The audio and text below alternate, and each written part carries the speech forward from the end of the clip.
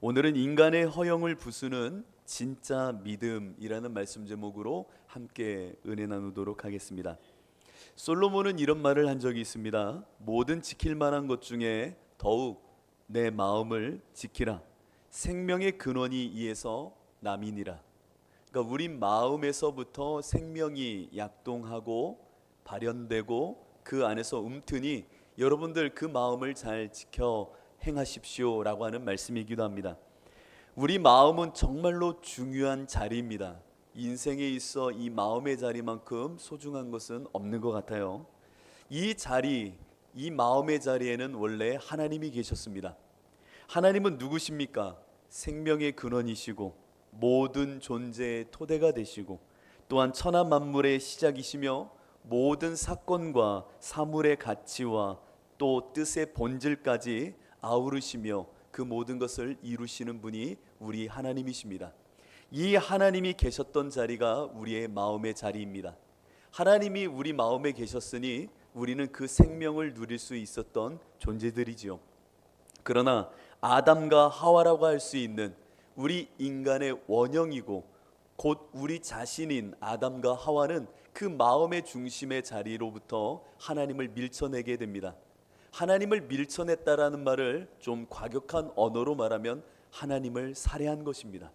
마치 탕자가 아버지에게 당신의 유산을 주십시오 라고 떠났을 때에 그 탕자에게 아버지는 죽은 존재가 되는 겁니다. 왜냐? 유산을 받는다는 것은 아버지가 죽었을 때나 가능한 일이기 때문입니다. 그러니 아담과 하와가 하나님을 마음의 중심에서 밀어냈다라고 하는 것은 하나님을 살해했다라고 말하여도 좋을 정도로 정말 엄청난 일이었다라는 겁니다.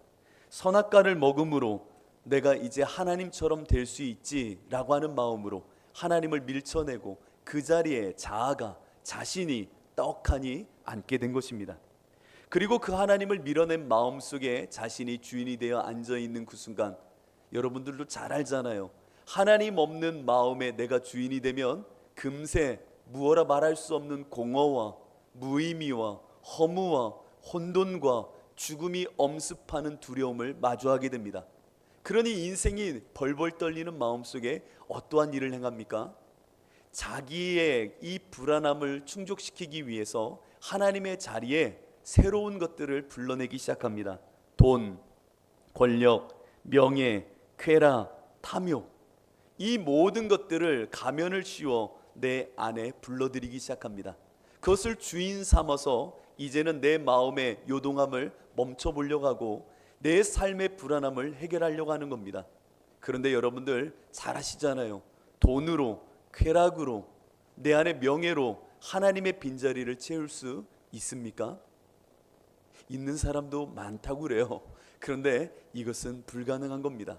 끊임없이 엄습해오는 이 불안과 죽음 앞에 선 이 본질적인 나의 실상을 그 어떠한 이름을 붙여서 갖고 온들 해결이 되지 않는 겁니다.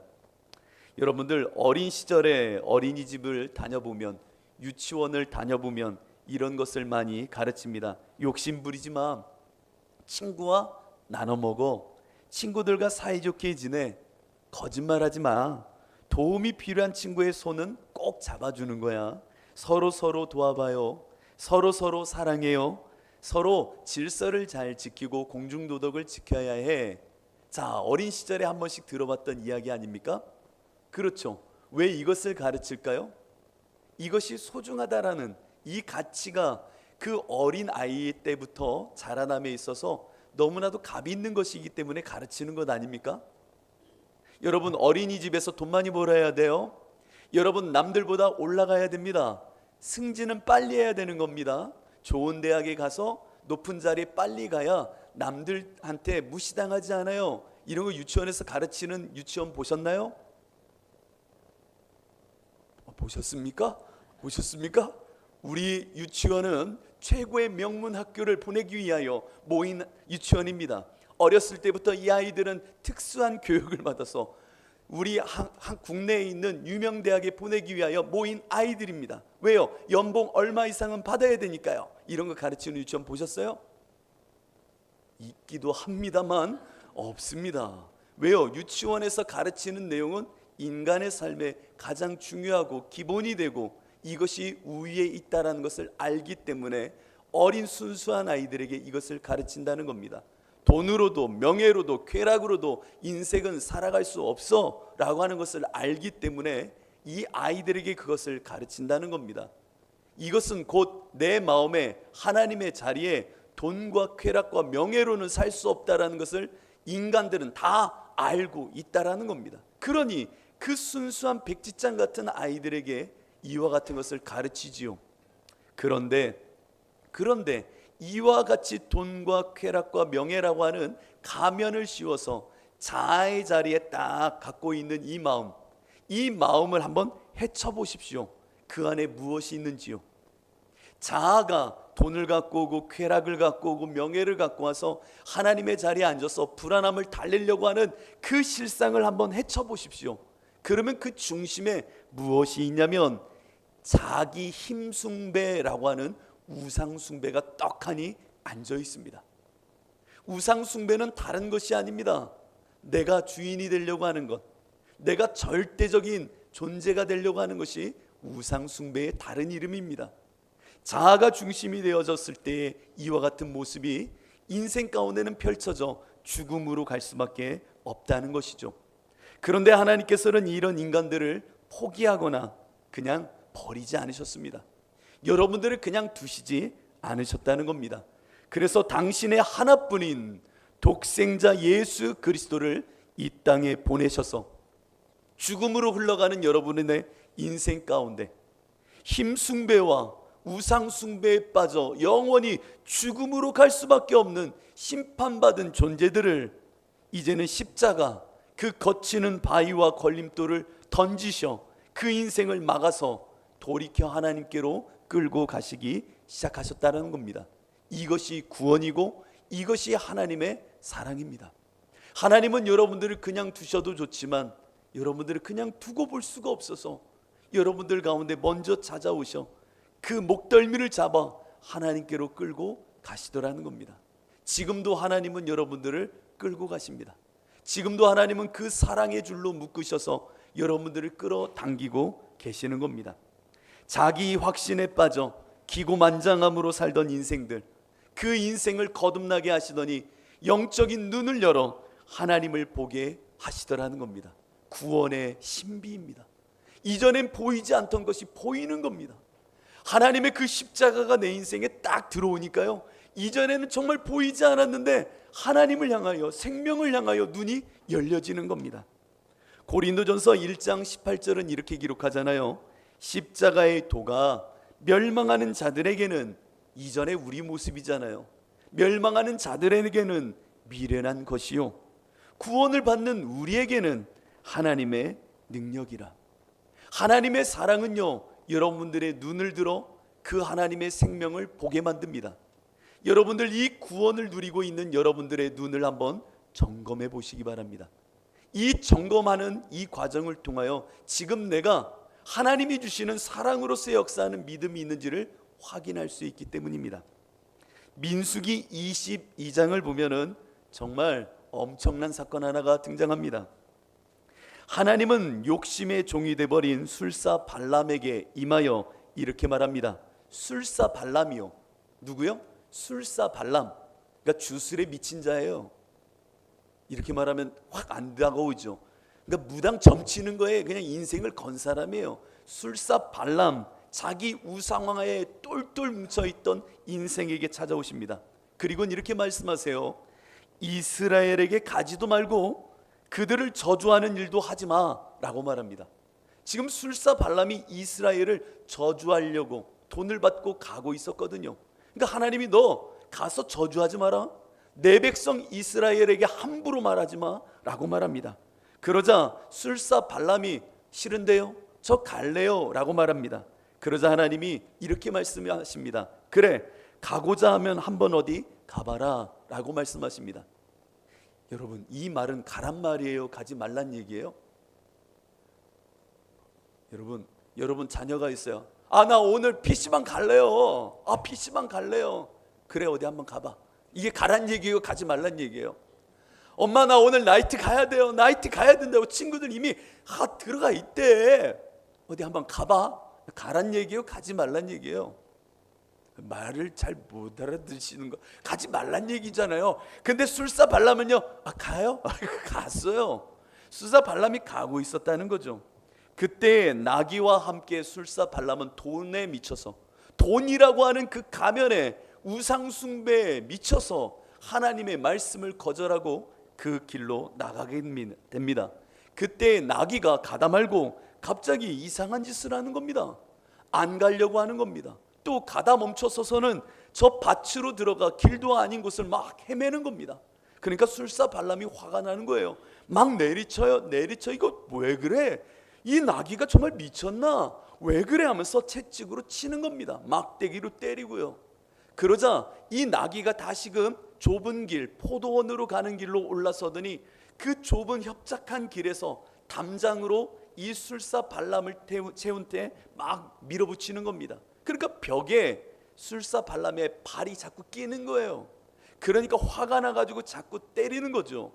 그러면서 술사발람이 내가 칼만 있었어도 내가 이 나귀를 죽여버릴 수 있었을 텐데 화가 난 겁니다. 그런데 그 순간 갑자기 나귀의 입이 열려 말을 하기 시작하는 겁니다. 술사발람이 그 나귀와 대화하는 장면이 펼쳐지는 것이죠. 그때 나귀가 이렇게 말합니다.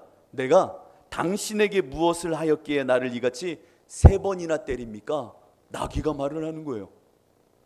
여러분 이런 일이 있었으면 너무 좋을 것 같아요. 저는요, 정말로요. 정말로요. 나중에 왜 그런지 알려드릴게요. 나는 당신이 오늘까지 당신의 일생 동안 탄 나귀가 아닙니까? 내가 언제 당신에게 이같이 버릇없이 행한 적이 있습니까? 나귀가 말하는 겁니다. 그러자 그 술사발람이 깜짝 놀라는 거죠. 그러더니 눈을 여호와께서 여십니다. 여는 순간 여호와의 사자가 손에 칼을 빼들고 그 앞에 서 있는 겁니다. 오면 죽이려고요. 이 산만 넘어오면 너 술사발람은 죽는 겁니다. 그때의 나귀는 그것을 보고 멈춰 있었다니까요. 술사, 접신하는 자입니다. 그 접신하는 자는 정작 하나님을 못 보고 있는 겁니다. 근데 피조물 중에 값없다 할 수 있는 나귀는 그 하나님을 보면서 벌벌벌벌 떨면서 갈 수가 없어 다른 길로 가려 하였고 그 담장으로 자신의 몸을 부딪혀 멈춰 서려고 했던 겁니다. 술사발람, 어느 틈엔가 하나님을 보기보다는 돈에 취해서 우상에 취해 주술에 미쳐 하나님을 보지 못하는 이 모습. 여러분들 우리의 인생 가운데 죄가 죄로 보였으면 좋겠어요. 그래서 저는 여러분들은 어떤 동물을 싫어하시나요? 저는 파충류를 너무 싫어요. 개구리도 싫어요. 개구리도 싫고 뱀은 정말 싫어요. 제가 정읍에서 목회할 때 어느 날 저희 아내가 엄마! 소리를 질러서 나왔더니 그 사택 문고리에 뱀이 이렇게 이러는 겁니다. 나한테 어떻게 하라고? 제가 뭐 어떻게 하라고? 지금 어떻게 합니까? 몽둥이가 딱 그냥 내리치는 거죠. 막 내리쳐서 막. 저는요 가끔 죄가 이렇게 보였으면 좋겠어요. 여러분들 죄가 눈앞에 그냥 딱 보였으면 좋겠다고요. 그냥 여호와의 신이 칼을 빼들고 해봐, 어디 한번 해봐 하고 이렇게 보였으면 좋겠다고요. 왜요? 그것을 보는 자가 죽음의 길, 하나님 없는 길로 가던 길을 멈출 수 있으니까요. 정말 보였으면 좋겠어요. 왜 죄가 안 보이는지 모르겠어요. 여러분, 저는 요즘 비염이 심해가지고 자꾸 콧물이 많이 나옵니다. 콧물 더러워요? 안 더러워요? 안 더럽죠. 보이지 않으면. 그러니까 훌쩍훌쩍 먹잖아요. 근데 이렇게 먹는 콧물도 뱉어놓고 먹어보라고 하면 먹을 수 있어요? 오늘따라 왜 설교를 저렇게 먹을 수 있냐고요. 안 보이면 이렇게 몇 번이든 수없이 먹는데 뱉어놓고 먹어. 그럼 내 건데 먹을 수 있어요, 없어요? 나 오늘 설교가 왜 그래? 환장하겠네. 그냥 못 먹잖아요. 죄가 죄로 보이면 아무 짓도 못해요. 근데 우리의 십자가의 도를 볼 때에 정말 죄가 무엇인지를 알게 되고 생명이 무엇인지를 하나님이 구원의 손길로 눈을 여셨다라는 겁니다. 언제요? 하나님의 사랑으로 나를 끌어당기는 그 순간, 이전에 내 마음을 이제 하나님의 자리로 다시금 회복시키시려고 내 자리에 앉아있는 자아를 밀쳐내시더니 하나님이 그 자리에 구원의 역사를 통하여 예수가 그리스도 되시는 사건을 통해 십자가가 생명이라는 것을 보게 하시고 내 인생이 죄에 묶였었던 이전의 모습을 갖고 있었구나라고 하는 것을 확인케 하시더라는 겁니다. 이와 같이 하나님이 역사하시면, 하나님의 사랑이 우리 가운데 침노하듯 우리 인생에 들어오면 이전의 나를 확인케 하시고 자신을 부인케 하시며 이제는 자기 죽음의 자리에 서게 만드시더라는 겁니다.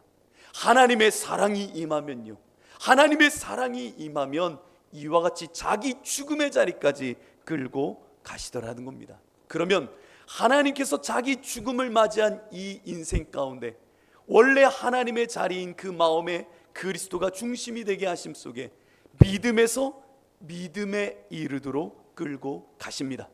다시 한번요, 믿음에서 믿음에 이르도록 하나님은 그 사랑의 길로 끌고 가시더라는 겁니다.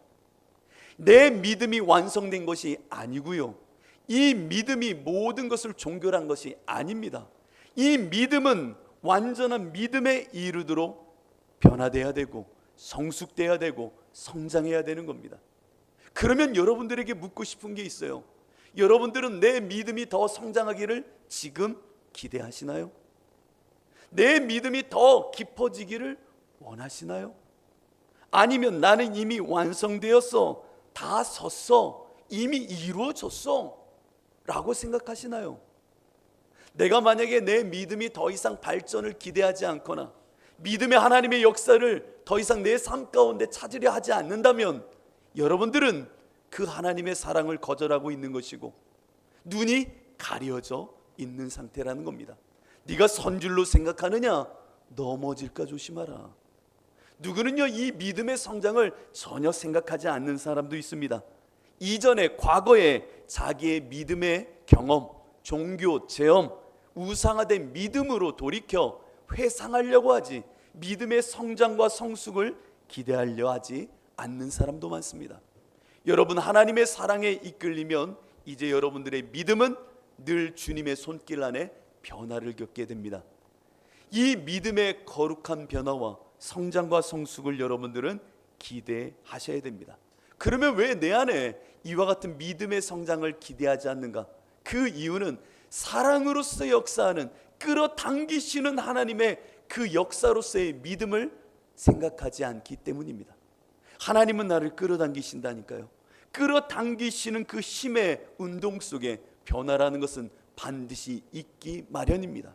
그런데 이스라엘 백성들이 한때에 하나님을 향한 믿음이라고 하는 이름 속에 나름의 신앙을 구축했고 그 구축하는 가운데 그들은 율법주의자, 형식주의자로 고착되기 시작합니다.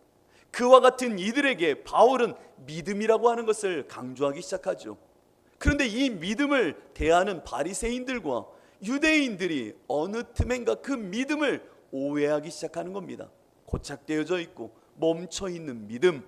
그래서 바울은 너무나도 답답한 마음속에 로마서 1장 17절에 하바국 2장 4절의 말씀을 통해 진짜 믿음은 이런 거야 라고 하는 것을 가르치려고 다음과 같이 글을 씁니다.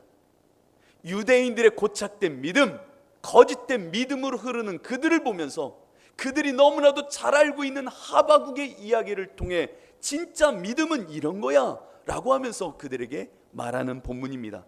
복음에는 하나님의 의가 나타나서 믿음으로 믿음에 이르게 하나니, 이 믿음의 역동성을 보십시오.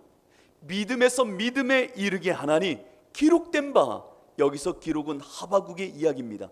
기록된 바 오직 의인은 믿음으로 말미암아 살리라 함과 같으니라. 이 이야기를 바울이 하고 있습니다. 오늘 우리에게도 하고 있습니다. 너희들이 믿음 있다 하는가? 이 믿음은 믿음에서 믿음에 이르는 것이고 오직 의인은 믿음으로, 이 믿음에서 믿음에 이르게 하는 진짜 믿음으로 말미암아 살리라 함과 같지 않는가? 라고 여러분들에게 오늘 말하고 있다라는 겁니다. 우리는 진짜 믿음을 가져야 됩니다. 사랑으로서 역사하는 이 진짜 믿음을 갖고 있을 때에 우리의 삶에 하나님의 놀라운 변화와 저 천성에 이룰 수 있는 넉넉히 이르는 구원의 완성에 도달할 수 있기 때문입니다. 여러분들, 인간 아담과 하와의 이 힘 숭배, 우상 숭배, 죄를 향하던 길 속에 하나님은 믿음을 심어 주셨습니다. 그 믿음의 원류라 할 수 있는 하바국의 이 믿음을 다시 한번 생각해 보십시오. 북이스라엘이 멸망하고 외로이 남아있던 그 잔존의 선민국가가 있었습니다. 남유다죠. 남유다. 이때 고대 근동 지역에 신흥 제국이 하나 일어나게 됩니다. 어디입니까? 바벨론입니다. 바벨론이 급부상하여 이제 남유다마저 멸망으로 끌고 가려고 합니다. 이때에 절박하고 때로는 이 분노와 멸망하는 이 민족을 보면서 원통함이 가득하여 하나님께 부르짖던 한 명의 선지자가 있었으니 그가 바로 하바국이라고 하는 사람입니다. 하바국은 어느 날 생명을 건 단판을 짓고자 하나님께 찾아갑니다. 성내에 올라 하나님께 소리 지릅니다. 여호와여, 여호와여, 어찌 당신이 이와 같이 이 민족을 버리십니까? 라고 하면서 소리를 지르며 하나님께 두 가지 질문을 던지게 됩니다. 첫째, 어찌하여 하나님께서는 선민 백성 이스라엘의 타락을 지금까지 그렇게 방주하듯 놔두셨습니까? 우리가 이렇게 타락하면 좀 보이셔서라도 멈추시던지 혼내시던지 하시지 왜 타락하는 그동안 그냥 놔두셨습니까? 라고 묻더니 두 번째 질문합니다. 아무리 이스라엘이 이렇게 타락하였다 하여도 어떻게 저 더러운 바벨론을 통하여 이 선민 이스라엘을 망가뜨리고 무너뜨리고 패하게 하려 하십니까? 라고 말합니다.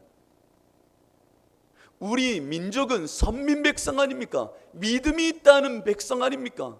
이 백성을 어찌 저 더러운 이방을 통하여 무너뜨리고 패망케 하려고 하십니까? 이 말 속에는 무슨 말이 있냐면 믿는다 하는 이 백성이 믿지 않는 백성보다 더 잘 살고 더 우위에 있고 더 힘도 있고 강대국으로 올라서야 되는데, 아니 믿음 없는 저들이 어찌 우리보다 더 승하고 더 경제력과 문화력과 그들의 군사력이 더 우위에 있습니까? 이거 말이나 됩니까? 라고 하바국이 따져 묻는 겁니다. 그리고 말합니다. 하나님, 대답해 보십시오. 대답해 보십시오. 그때 하나님께서는 이 하바국에게 임하십니다. 그리고 하바국에게 이렇게 말씀하십니다. 뭐라고요? 오직 의인은 믿음으로 말미암아 살리라. 참, 이 이야기를 듣는 순간 하바국이 어떻게 합니까? 오직 의인은 믿음으로 사는 거구나, 이렇게 대답합니까? 아니요. 아니 무슨 말씀하시는 겁니까? 하나님 정말 답답하시네. 믿음으로 우리가 이렇게 살았는데 왜 어려움을 당하고, 믿음으로 살았는데 왜 우리가 더 형편없는 저 바벨론으로부터 침입을 당하며, 믿음으로 살았는데 왜 우리가 더 어려운 환경에 처하냐고요. 오직 의인은 믿음으로 말미암아 살리라. 아니 하나님 지금 무슨 말씀하시는 거예요? 믿는 우리가 왜 저 믿지 않는 자들보다 더 못 사냐고요. 믿음으로 살면 더 잘 살고 더 우위에 있고 힘도 있고 능력도 있고 명예도 있고 권세도 있어야죠. 그리고 하바국 1장 13절로 16절에 있는 말씀을 보면 하바국이 이렇게 소리를 지르죠. 주께서는 눈이 정결하심으로 악을 참아 보지 못하시며 패역을 참아 보지 못하시거늘 어찌하여 거짓된 자들을 방관하시고 악인이 자기보다 의로운 사람을 삼키는데도 잠잠하시나이까? 믿음으로 사는 우리를 저들이 침노하여 넘어뜨리고 패망케 하는데 이것이 맞습니까? 하나님 우리 믿음 있는 선민 백성이에요? 이 이야기를 하는 겁니다.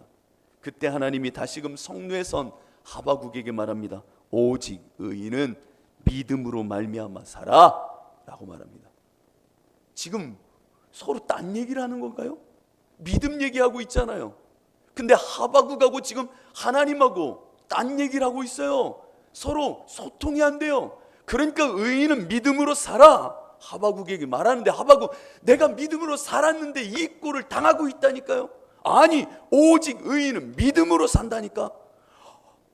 아니, 우리가 믿음으로 살았는데 왜 이러냐고요. 오직 의인은 믿음으로 살아. 이게 뭐 하는 거예요 지금요? 뭐 하고 있는 거예요?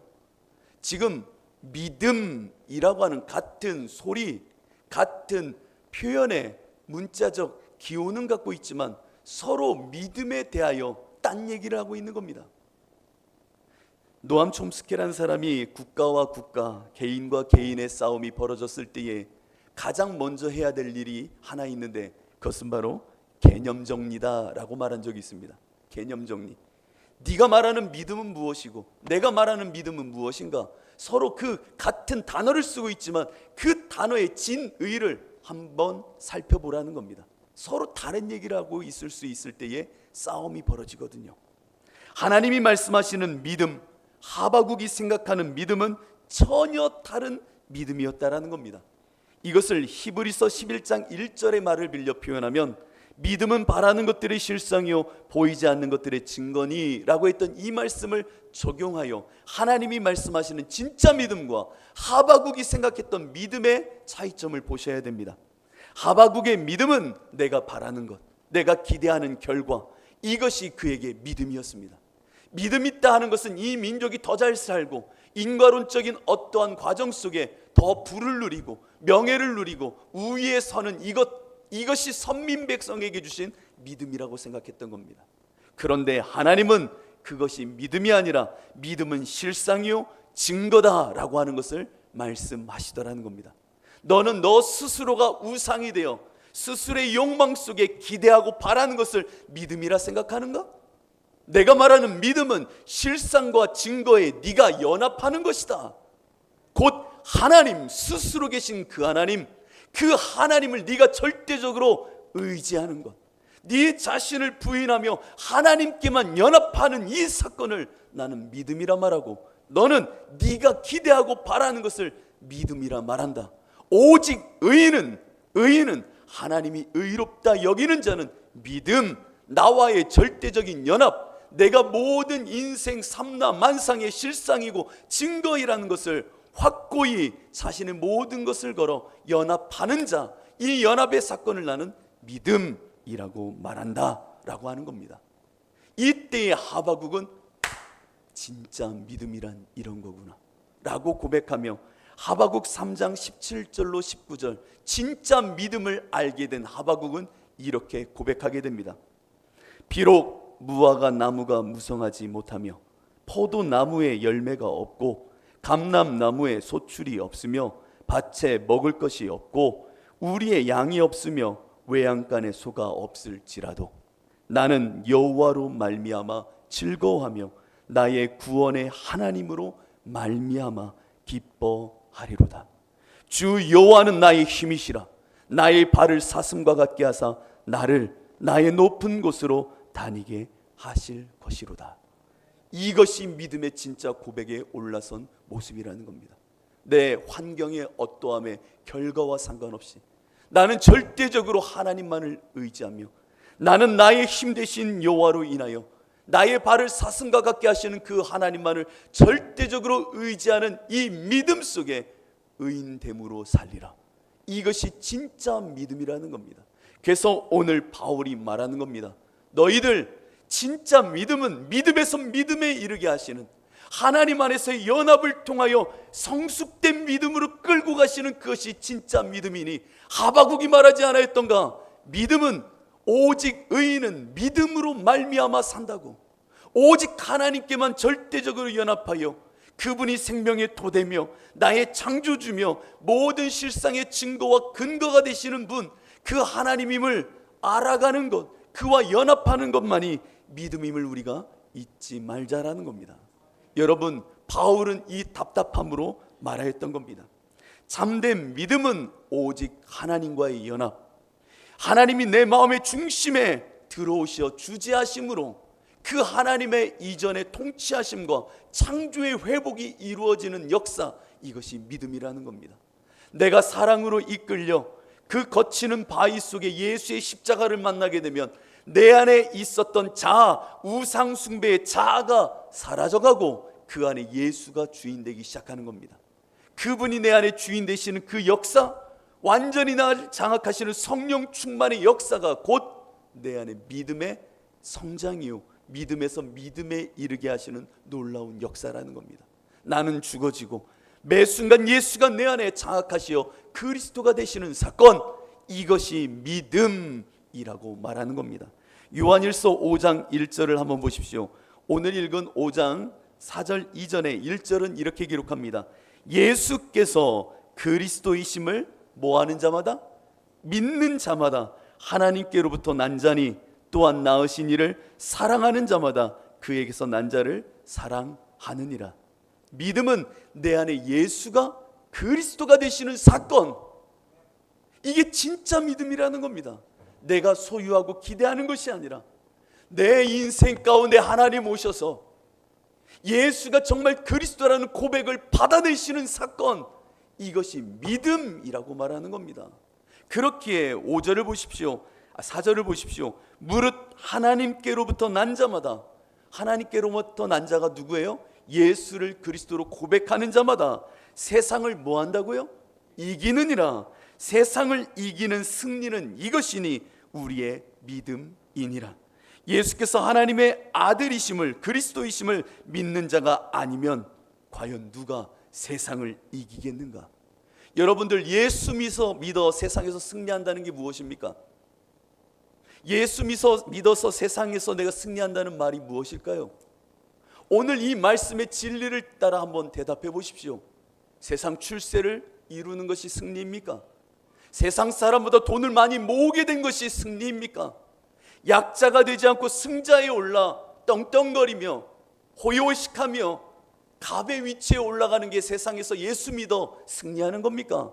아니라 세상의 어떠함 속에서도 절대적으로 예수가 그리스도임을 고백하는 삶, 내게 환난이 오고 고통이 오고 부족함이 있어도, 불편함이 있어도 내 삶 가운데 예수 그리스도에 남겨진 고난, 십자가의 고난을 체험으로 예수만이 내 인생의 그리스도야 라고 하는 고백을 드러내는 삶, 이것이 이기는 삶이라는 겁니다.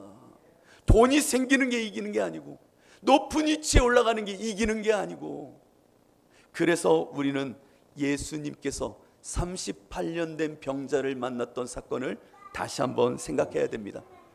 예수님께서 하루는 이 38년 된 병자를 찾아오게 됩니다. 여러분들도 잘 아시는 사건입니다. 여러분들 그 사건을 한번 되뇌어 보시기 바랍니다. 예수님께서 베데스다 연못에 찾아오게 됩니다.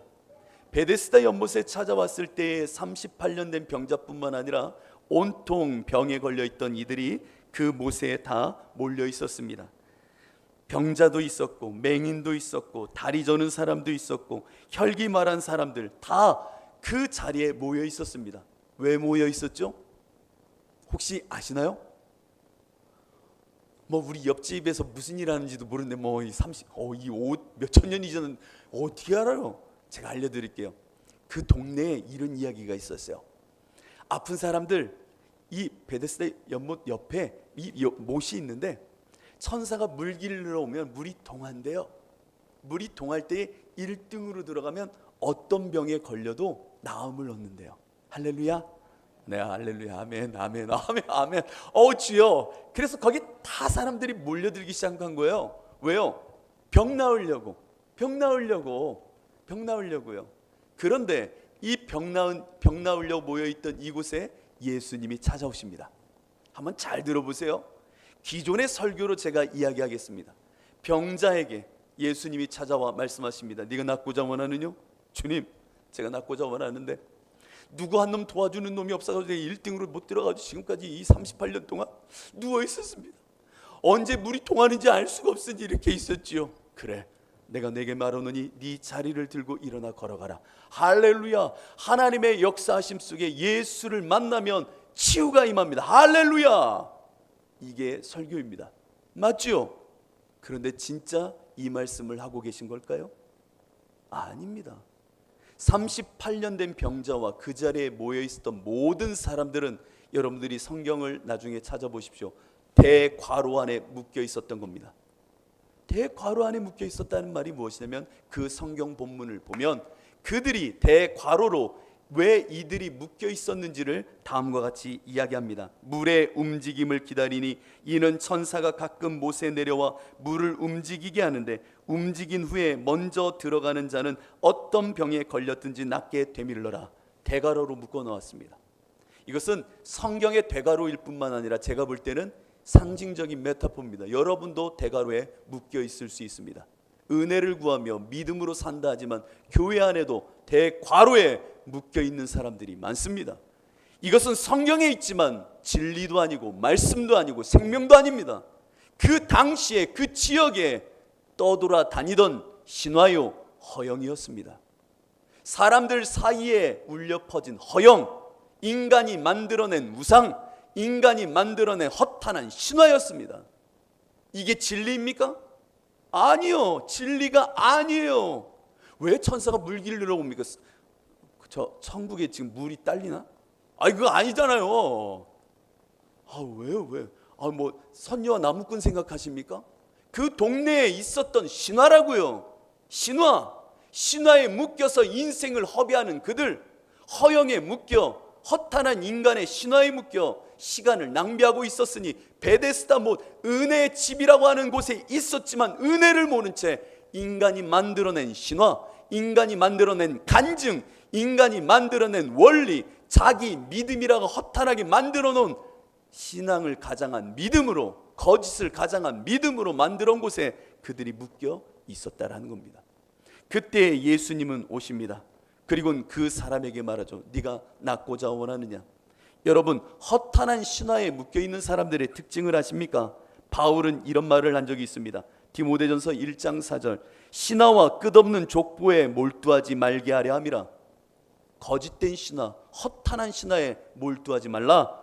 이런 것은 믿음 안에 있는 하나님의 경륜을 이름보다, 뭐라고요? 믿음 안에 있는 하나님의 경륜을 이름보다 도리어 변론을 내는 것이라. 잘 들으셔야 됩니다. 바울의 놀라운 진리의 통찰입니다. 허탄한 신화에 묶여 있으면 변론만 많다라고 하는 겁니다. 경륜, 하나님의 믿음의 경륜, 믿음에서 믿음에 이르는 진짜 믿음을 갖기보다는 변론하기 바쁘다라는 말입니다. 왜 38년 된 병자가 예수님 앞에서 자신이 낫지 못했다라고 말합니까? 1등으로 못 들어갔기 때문에, 누구 하나 나를 도와주지 않기 때문에 나는 그 자리에 들어가지 못하여 이와 같이 이 꼴로 이 자리에 있다라고 말하는 겁니다. 교회 안에는요, 이와 같은 허탄한 신화가 없습니까? 미스라고 말하는 신화는 통념입니다. 허영입니다. 인간이 만든 허영에 내러티브, 이야기가 붙으면 거짓된 신화, 허탄한 신화가 됩니다. 교회 안에는 거짓된 신화가 없습니까? 너무나도 많습니다. 교회 안에는 진짜 복음이 아니라, 진리가 아니라, 믿음의 역사가 아니라 사람들이 만들어낸 간증이란 이름 속에 수많은 허탄한 신화가 꿈틀꿈틀거리고 있습니다. 우상 숭배가 꿈틀꿈틀거리고 있다고요. 자기가 기대하고 바라는 것, 이야, 저거지. 저는 때로는 한국 교회가 너무나도 무섭습니다. 전국적으로 유명한 어떠한 기도 모임이 있습니다. 그 기도 모임을 통하여 전국에 TV도 설치해주고 프로젝트도 설치하면서 간증이란 이름 속에 어떤 대대적인 행사도 합니다. 그런 간증 속에 온 사람의 한 부분을 보면 일타 강사 전땡땡의 성공과 행복과 신앙, 유명 연예인, 스포츠 선수들이 교회에 다닌다는 것만으로도 예수 믿는 내가 창피했었는데 위로가 됩니까? 그런데 그 사람이 이렇게 성공했습니까? 이야, 나도 저렇게 해봐야지. 내가 아는 이 집사님 이렇게 했더니 이런 복을 받았대. 내가 아는 어느 권사님 글쎄 이렇게 했더니 하나님이 복 주셔서 자식이 이렇게 됐대. 교회 성장을 원하십니까? 목사님들, 이렇게 하십시오. 교회 안에 누가 만들어낸 믿음의 허탄함입니까? 거짓된 신화가 교회 안에 판을 치고 있습니다. 믿음을 가장하고요. 그 믿음을 가장하고요. 여러분, 예수님은 그 믿음, 거짓된 믿음, 가짜 믿음에 빠져있던 그 베데스다 못에 찾아와 그 사람을 단지 병을 고치게 한 것이 아닙니다. 그 허탄한 신화에 빠져있던 그에게 다가와 네 자리를 들고 일어나 내가 말하는 곳으로 가라는 겁니다. 이 거짓된 신화에 묶여있지 말고 내 말씀을 따라 가라는 겁니다. 믿음에서 믿음에 이르도록 가라는 겁니다. 여러분, 교회 안에 진짜 복음과 진리의 믿음이 있어야 됩니다. 여러분들은 말씀을 따르는 사람입니까? 누군가의 간증을 따르는 사람입니까? 제가 아는 목회자가 한 명 있습니다. 그 목회자를 만났는데 제가 가슴이 너무나 아팠습니다. 나름 공부를 잘했던 친구예요. 서울대에 들어갈 수 있었는데 신학교에 왔던 제 직속 후배였습니다. 고등학교 후배여서 하루는 제가 그 친구를 찾아가 밥을 먹었습니다. 형님 하면서 이런저런 얘기를 하다가 제가 우연찮게 이 본문의 이야기를 하게 되었습니다. 요즘 허탄한 신화에 빠진 자들이 많지 라고 했더니 이 친구가 형 멋있어요. 그러길래 뭘 멋있어 이 자식아. 그랬더니 갑자기 이런 고백을 하는 거예요. 저는 형님 말씀 들으니 제가 3년 동안 허탄한 신화에 빠져서 목사지만 이렇게 살았습니다 라고 하는 거예요. 그게 무슨 얘기니? 그랬더니 감리교의 유명한 유땡땡 목사님께서 석사학위를 포기하고 군목이었는데 자신은 그 모든 것을 내려놨더니 지금은 큰 교회 목사님이 되는 그 일련의 사건을 들었던 겁니다. 이 친구가 군목이었어요. 논문을 써야 될 때가 된 거예요. 공부도 잘하는 녀석이에요. 어떻게 깨요? 방송으로 나가 모르겠어요. 어떻게 깨요? 자기도 포기했다는 겁니다. 왜요? 그렇게 하면 나도 하나님의 사람 될 것 같아서. 그래서 2년 동안 포기하고 논문도 안 쓰고 있었대요. 그리고 나선 썼대요. 나중에 자기는 안 되나 보다. 자기가 안 된다 할 때 하는 말이 뭐예요? 나는 믿음이 없어서 그런가 보다. 이게 믿음의 문제예요? 구조의 문제예요. 지금 네가 갇혀 있는 것이 말씀이야. 허탄한 신화야. 허탄한 신화에 빠져 있는 사람들 그래도 착해요. 내가 믿음이 없어서 나는 1등으로 못 들어갔나 보다.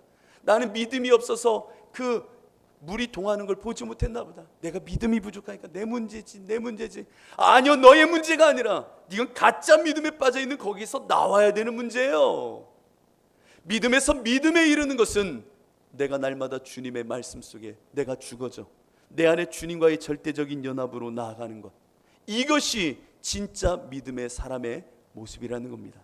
여러분들, 세상을 이김은 예수가 내 안에 그리스도가 되는 사건을 통하여 그 믿음에서 믿음의 완전에 이를 때에 세상을 이기게 되는 겁니다. 눈에 보이는 내 앞에 결과물이 없어도 오직 나는 여호와를 더 의뢰하는 자로 남아있다면 그것이 세상을 이기고 있는 겁니다. 세상을 이김은 이런 허영된 신화를 보며 이런 세상이 돼지우리구나, 이 안에 살면 나 영원히 죽는 거구나라는 것을 알아. 무슨 일이 있어도 예수께로, 하나님께로 절대적으로 나아갈 때에 내 안에 생명, 믿음의 견고함이 이루어지기 시작하는 겁니다. 이런 믿음을 위해 제발 기도하십시오. 제발 기도하십시오. 교회에 나와 무엇을 갖고 기도하고 있습니까? 이런 믿음을 달라고, 절대적으로 이 하나님께만 의지하는 자 되게 하여 달라고, 내 안에 고난이 오면 고난을 통하여 예수 그리스도가 드러내기를 원한다고, 그분만이 주인 되기를 원한다고 절뚝이며 주님께로 나아가십시오. 그것이 믿음으로 사는 자의 진짜 모습인 것입니다. 오직 의인은 믿음으로 삽니다. 오직 의인은 믿음으로 삽니다. 아멘. 한 번 더 할 때까지 할게요. 오직 의인은 믿음으로 삽니다. 진짜 믿음으로 삽니다. 비록 무화과 나무가 무성하지 못하며 포도나무에 열매가 없으며 감람나무에 소출이 없으며 밭에 먹을 것이 없으며 우리의 양이 없으며 외양간에 소가 없을지라도 나는 여호와로 말미암아 즐거워하며 나의 구원의 하나님으로 말미암아 기뻐하리로다.